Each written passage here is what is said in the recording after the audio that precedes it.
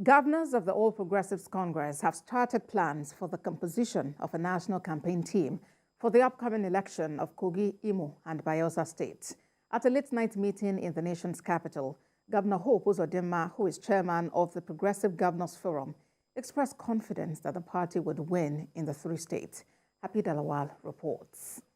To win overwhelmingly, all of us. The first litmus test for the new chairman of the All Progressives Congress are the elections in the three states of Kogi, Bayelsa and Imo.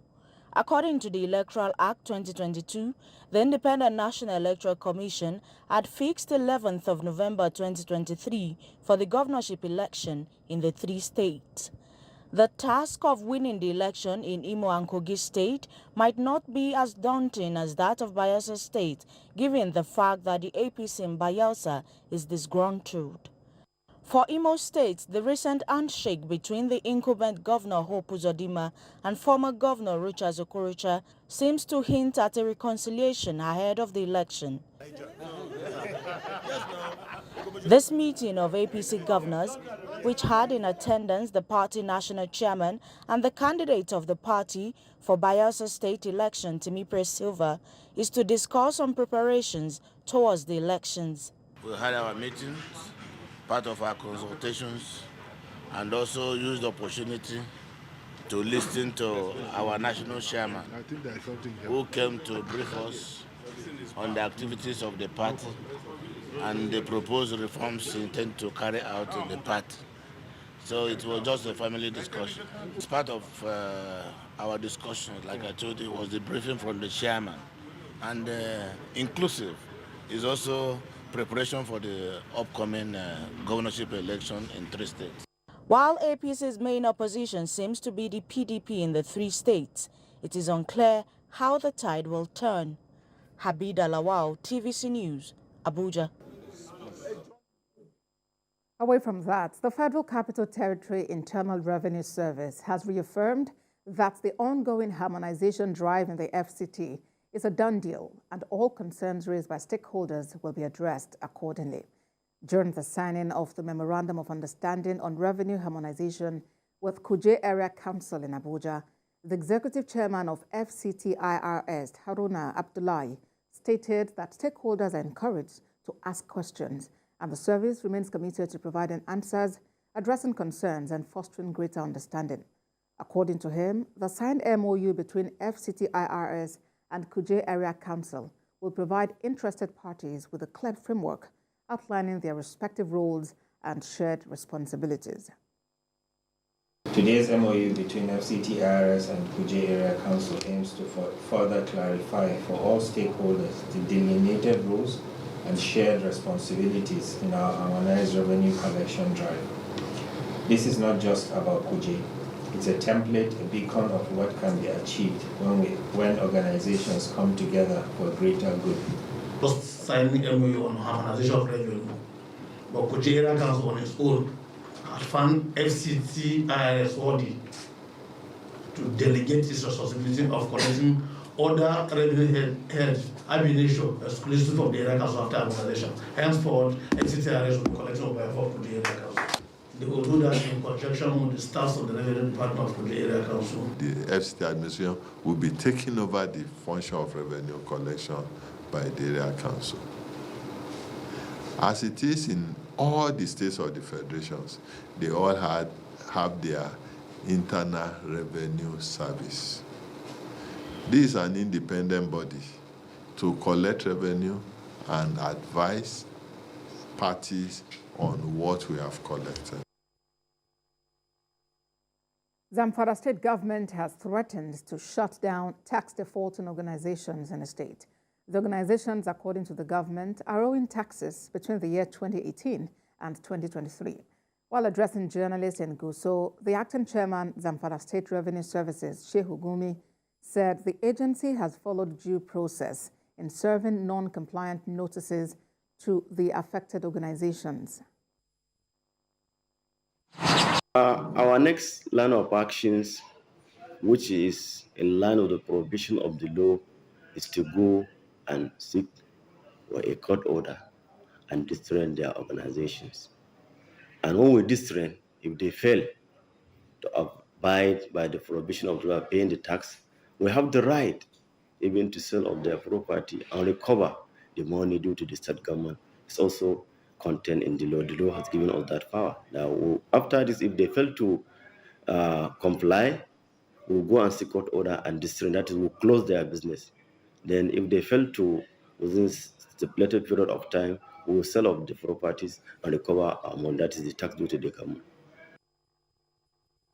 Community engagement has been identified as a method to mitigate the continuous conflicts between herders and farmers in Nigeria. Stakeholders gave the advice during a one-day dialogue workshop on herders-farmers relationship and media engagement in Ibadan, the Oyo State capital. Olaide Oyewole has more. The conflict between farmers and herders in Nigeria has been a long-standing and complex issue, rooted in a combination of factors including the competition for land, resources, and cultural differences. The conflict has escalated over the years due to various factors such as population growth, climate change, leading to desertification, resulting in heightened tension and violent clashes and killings between the two groups. Like I said before, in a bid to stem this tide, stakeholders held interactive sessions aimed at understanding the role and contribution of the media to this issue and chart a way forward for better reportage and media engagement. But one very basic thing is that, at least because of the community-based approach they have taken, the dialogue between the herders and the farmers and also other stakeholders like traditional rulers, the government officials, and even you, the media, in one way or the other. I think there's a lot of improvement in terms of peace. What's the best way to achieve? I think dialogue, and also we have the issue with the media, that the media is presenting in an objective way, that, for example, if it's about farmer herder, that they have the farmers, their voice, and they also hear the voice of the herders and then bring it together. We will have one example now of that. In the interactive session, journalists identified lack of familiarity with conflict management as an issue and expressed the need for greater awareness to be raised on this matter. I said at the level of knowledge of conflict analysis and investigative journalism influences analytical conflict reporting. Yes, by the disposition of media, various media organizations, is done. Depends on their interest.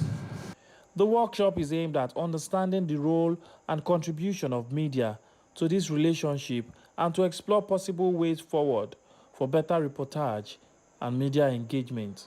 Olaide Oyewole, TVC News, Ibadan. Imo State Governor Hope Uzodinma says Mbise people can only enjoy meaningful development when their leaders close ranks and give peace a chance. Speaking at the 2023 Iriji ceremony at Abo, Governor Uzodinma said government is determined to develop different parts of the state, but wants safe environment to achieve it. Prince Oba reports.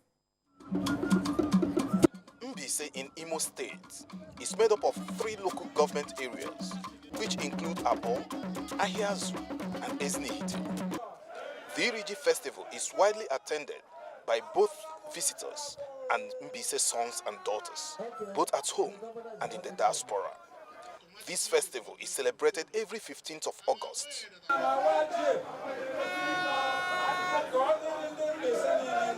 Governor Hope Uzodinma used this year's event to sue for peace among political leaders of Mbise structure for meaningful development. Development can only come in an atmosphere of peace. As long as there is peace in this side of the state, I can assure you that all the requests contained in the chairman's opening remarks will become a thing of the past.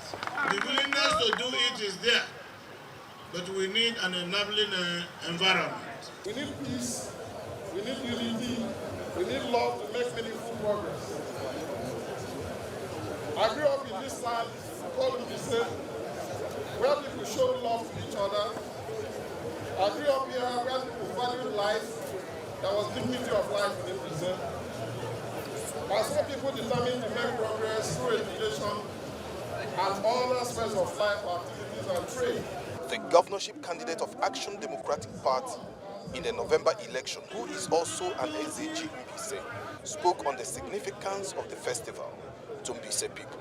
As a rule, we offer to God first, and then we eat. That is why today, what you are seeing today started earlier than today. As early as the first day of this August, we started what we call our 2 weeks of peace, absolute peace. People don't go to the police, they don't make trouble, they don't quarrel, because we want our sacrifice to be accepted by God. The event celebrates Yam as the king of crops in thanksgiving for a bountiful harvest of all crops, and the hosting rights of the event is rotated yearly among the 3 local government areas of Mbise. Prince Oba, TVC News, Owerri.